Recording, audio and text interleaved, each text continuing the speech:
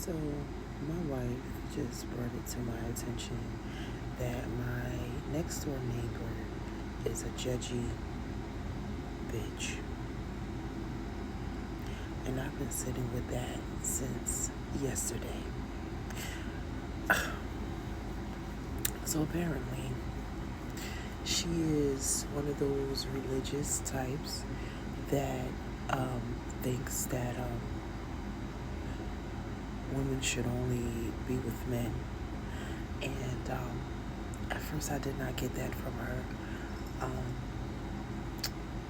I just thought she was an older lady with a change of life son. I don't even know if it's her son or her grandson, but I just thought she was an older little lady that was sweet, walk her dog. But my wife brought it to my attention that a lot of times that she would speak to me is when I was either by myself or with my son. I didn't even notice that when we were together, like just me and my wife, she didn't really care too much to speak for us because I was groomed to always speak to people like all the time. I think it stemmed from my grandmother growing up in the South and like down there. Everybody is like, how you doing? People are kinder to each other down there. I've been to Louisiana, North Carolina, Virginia, and it's true. They're nicer. They are. I mean, clearly racist, but um, the people that I would interact with, um, it was pleasant. So I do get that from my grandmother to be kind to people and how you doing, and you know. But I feel like, excuse me,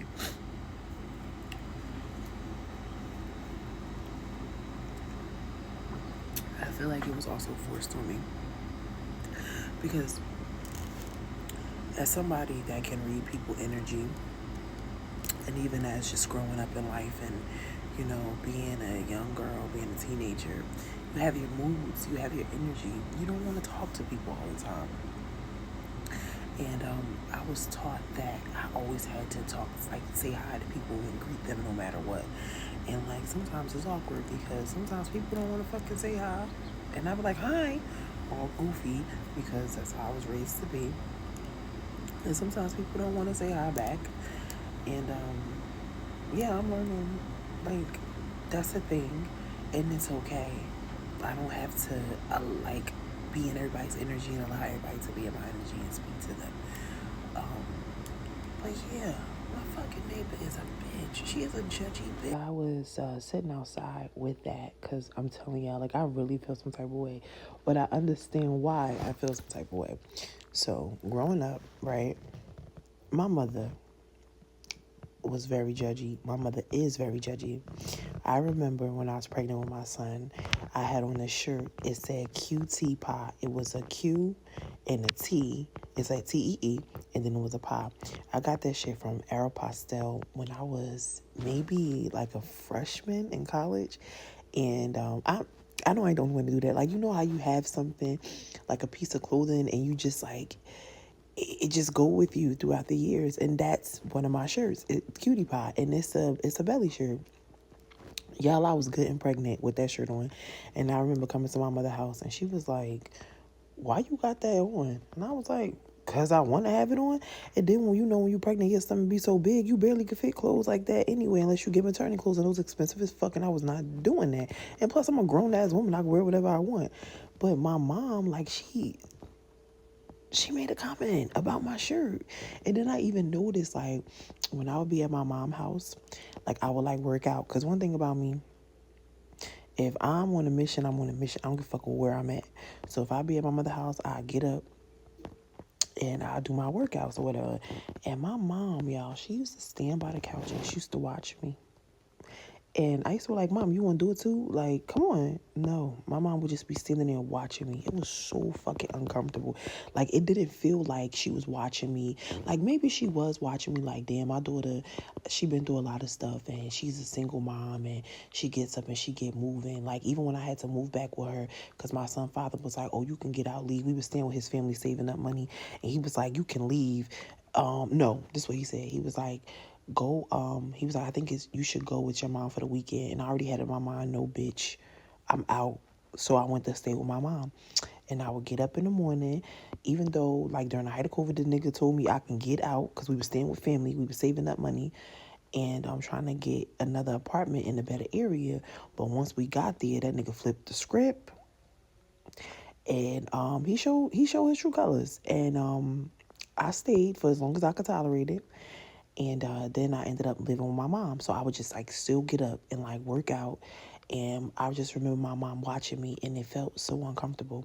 And again, like I was saying, like even if she was like, oh, maybe it was a part of her that was like, yo, I'm proud of my daughter. Like she still gets up, and in spite of everything. But it's kind of like, not even kind of like, even if she was thinking those things, like her actions always gave hater. Like she would, like she just stopped doing it. Like she always made comments to like chip away at my spirit and be judgy. My nephew, my mom watched my nephew, and he's 3. And one day we were sitting on the couch. I was hanging out at my mom's house waiting for my son to get home, waiting to go pick up my son from school. Let me slow down, cause that brain be going and my mouth gotta catch up to it. Okay.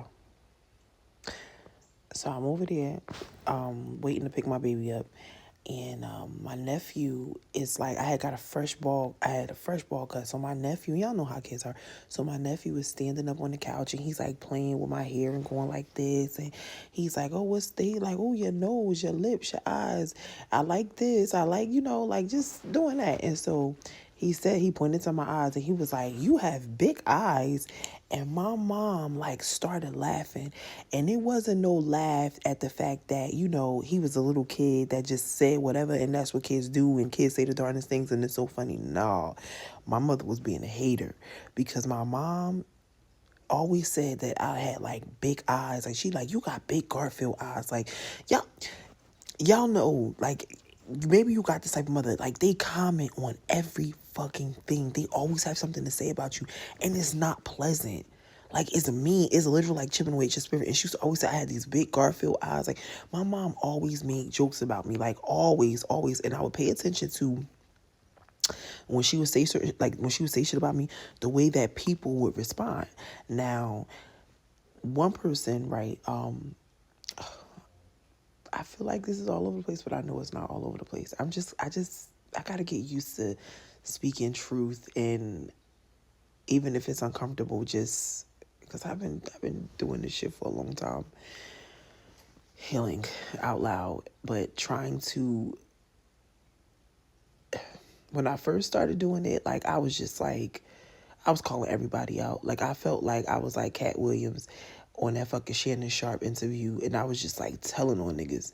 And when you when you come from a family that's groomed to sweep shit under the rug, like my family was not feeling that shit. They was like, this bitch is telling the secrets. Like one of my cousins I used to hang with, I had a moment when we was out. I remember like having a moment and a meltdown and just like started going off about my family. And me and my cousin, we're first cousins, like our parents are siblings.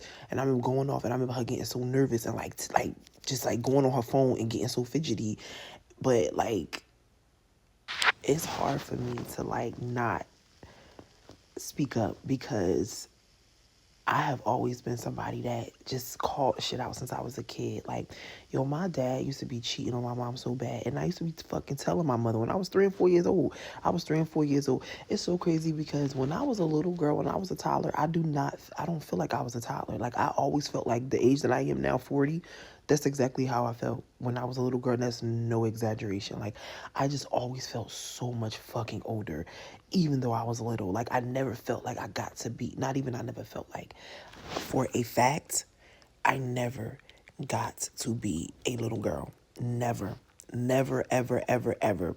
Whether it was just growing up with my mom and dad and just being exposed to all the fuck shit, their dysfunction, and not being shielded from it. Having to take care of my brother, like relatives abusing me, like that does something to you. Like it really, really can fuck you up. And I have been spending years unfucking myself, and having a mother that's like, that don't want to, I know that it's not my responsibility, and I need to just mind my business and like stay in my lane and just focus on my own family and my son. But my mother manipulated me to think that I was gonna always need her, and I'm just coming out of that. So I'm actively working on decentering my mother from my life, you know. And so having this neighbor across the hall and realizing that she's a judgy bitch, like,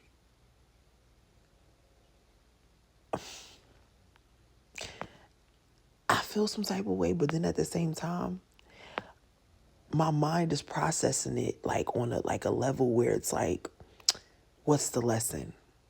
Because this woman, like I said earlier, older lady, and I don't even know if this is her son, but it's just always them two.